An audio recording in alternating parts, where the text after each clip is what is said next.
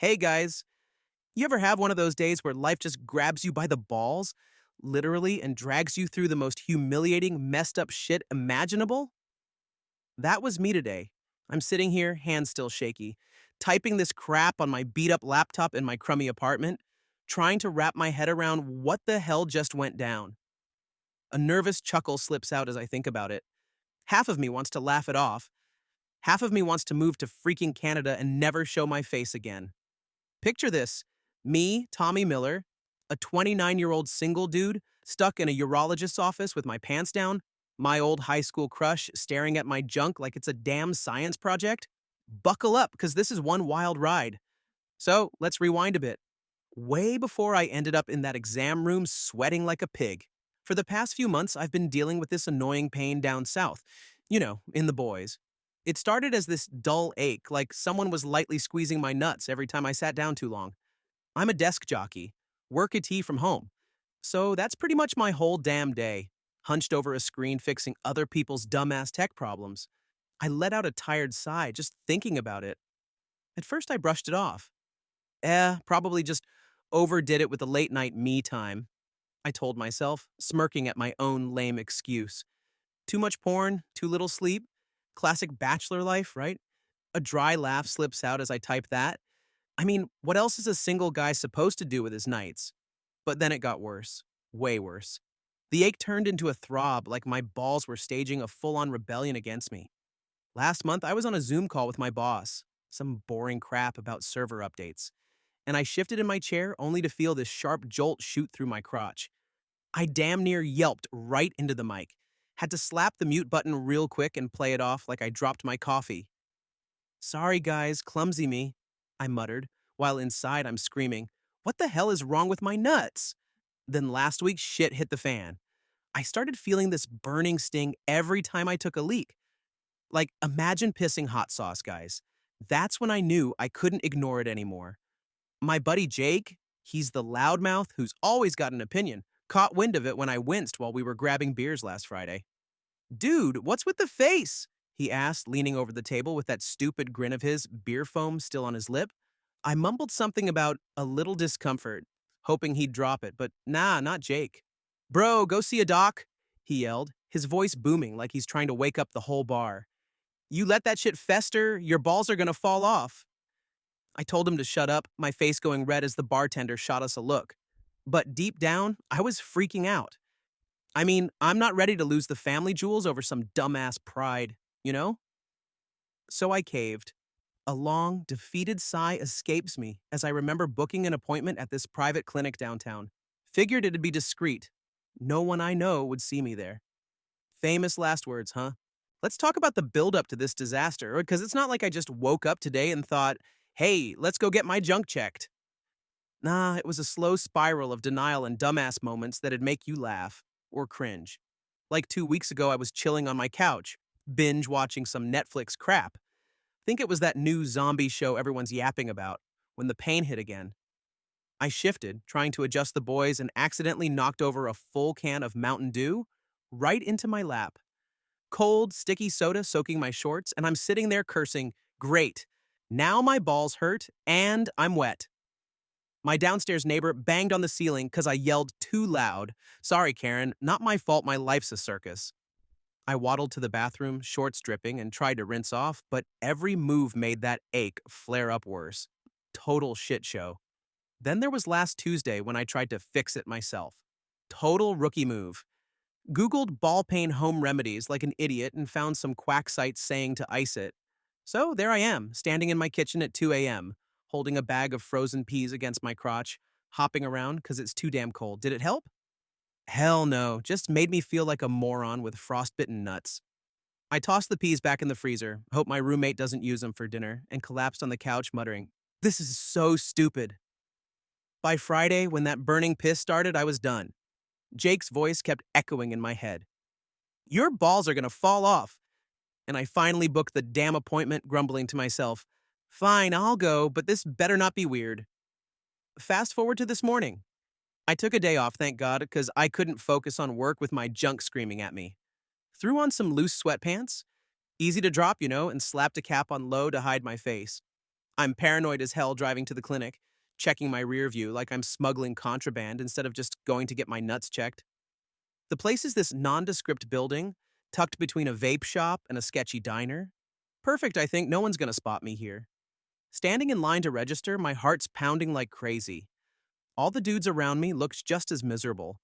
Bunch of sad sacks clutching their clipboards, avoiding eye contact like we're all in some secret club of shame. When it's my turn, the nurse yells out, "Tommy Miller!" Loud enough for the whole damn room to hear. Shit. Everyone turns to stare, and I just want to vanish right there. I shuffle into the exam room, sit down on this crinkly paper-covered table, waiting for the doc, sweating bullets. My palms are clammy, my cap's soaked through, and I'm thinking it'll be some old geezer who'll hear me out, scribble a prescription, and send me on my way. Yeah, nope, not even close. The door swings open, and I damn near pass out. The doctor walks in, and it's Lily, my high school crush. Lily Brooks, the girl I was secretly obsessed with back in the day. Pale skin, big hazel eyes, body so fine it hurt to look at her. Back then, I was this scrawny nerd with a chipped tooth and a bad haircut. Too chicken shit to ever confess.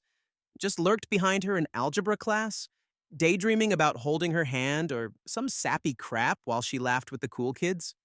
Now here she is, standing in front of me in a tight white coat that hugs every curve. Hair tied up in a messy bun showing off that smooth neck. Looking 10 times hotter than I remembered. Like she stepped out of some fantasy I'd cooked up years ago. I freeze, stammering like an idiot. Lily, you're a doctor here? She squints at me for a sec, then smirks, her voice dripping with a teasing edge that sends a shiver down my spine. Tommy, been a while, huh? Still got that clumsy vibe going on. What's got you so pale? Here for what? I want to bolt right then and there, but my legs are like jelly.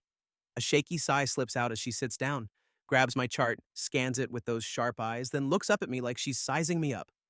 Symptoms? Spill it. Don't be shy. I've seen it all in this job. Holy shit. Her casual tone hits me like a truck. I mumble through the whole thing. Ball pain, burning piss, the works.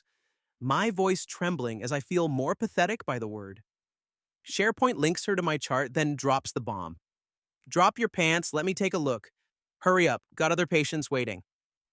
I go blank, guys. Drop my pants in front of Lily Brooks. I'd rather die. But she glares at me, her tone sharp and no nonsense. Come on, move it. I'm the doctor, you're the patient. What's there to be embarrassed about? No way out. My hands tremble as I tug my sweatpants down, turning my head away, heart slamming so hard I can hear it thumping in my ears. And then, fuck me. The more nervous I get, the more my little guy decides to wake up. Probably from that faint perfume wafting off her, something floral and sweet, screwing with my head. She scoots closer, slips on some rubber gloves with a snap, and gently grabs my junk to check it out. Her soft, cool hands brush against me. I flinch hard, and the damn thing stiffens up even more, humiliating as hell. She looks up at me, lips curling slightly, her voice teasing again, low and smooth. Well, looks like you've been putting this thing through the ringer, huh? Too much solo action, maybe? No girlfriend to keep it from suffering like this? I want to pull my pants over my head and end it all, muttering under my breath. I've just been busy, no time for dating. She smirks again, still holding my gear, turning it this way and that, giving it a light squeeze that nearly makes me groan out loud. My face burns red, sweat dripping down my neck, a mix of pain and this wild rush I can't shake. Total embarrassment with the sight of something I can't even admit to myself. Finally, she lets go, peels off the gloves with a quick tug and says, just mild inflammation. I'll write you a script. Take it easy on the hand stuff, or you'll wreck it for good. Still a shy kid like back then, huh? Though you're pretty quick to react down there. She says it while glancing at my crotch with those damn eyes, and I fumble to yank my pants up, nearly tripping over myself in the process. She hands me the prescription, then leans in close, whispering in my ear, her breath warm against my skin. Next time it acts up, come straight to me. I'll hook up an old friend. Take care of yourself. Don't let me down again, all right? Guys, I grab that paper and stumble out, head spinning like I just got off a roller coaster, beelining for the bathroom to catch my breath, heart racing like I just run a mile. Yeah, it was mortifying as fuck, but her hands on me, that teasing voice, it's stuck in my head and won't leave. A shaky laugh escapes me as I lean against the sink, splashing cold water on my face. I stagger out of the clinic, prescription crumpled in my fist, and sit in my car for a good 10 minutes, staring at nothing. Did that really just happen? Did Lily Brooks just shit? I can still feel her fingers, cool and steady, like she owned me for those 5 minutes. Driving home, I keep replaying it, my brain a total mess. That smirk. She knew exactly what she was doing, didn't she? Teasing me like we're still in high school, like I'm still that nerdy kid who'd blush when she walked by. I get back to my apartment, flop on the couch, and stare at the ceiling. My junk's still tingling, not from the pain now, but from her. I groan, rubbing my face. What the hell am I supposed to do with that? I mean, it's Lily Brooks, Lily freaking Brooks, and she's out there somewhere, probably laughing about how she turned me into a stuttering wreck all over again. Later that night, I'm lying in bed trying to sleep, but it's no use. Every time I close my eyes, I see her. Those hazel eyes locking onto mine, that damn white coat clinging to her like it was painted on. I toss and turn, the prescription sitting on my nightstand like some kind of trophy. Or a curse. Do I go back if it flares up again? Face her smirking at me, knowing she's seen everything? Or do I just pop these pills, pray it goes away, and ghost the whole damn clinic forever? Jake calls me the next day asking how it went. So, you still got your balls, man? He laughs, loud and obnoxious as ever. I mutter something vague. Yeah, Doc fixed me up, and hang up before he can grill me. No way I'm telling him it was Lily. He'd never let me live it down. Hell, he'd probably demand I ask her out next time, the idiot. But now I'm stuck wondering, was she just doing her job? Or was there something else in that whisper? Don't let me down again. What's that even mean? Guys, I'm a mess. It's been hours and I'm still replaying every second. The way her gloves snapped on, the brush of her fingers, the way she looked at me like she knew every dirty thought I'd ever had about her back in school. Yeah, it was mortifying as fuck, no question. But there's this other part of me, a dumb, hopeful part, that's wondering if I'll ever see her again. A shaky laugh escapes me as I type this last bit. What the hell do I do now?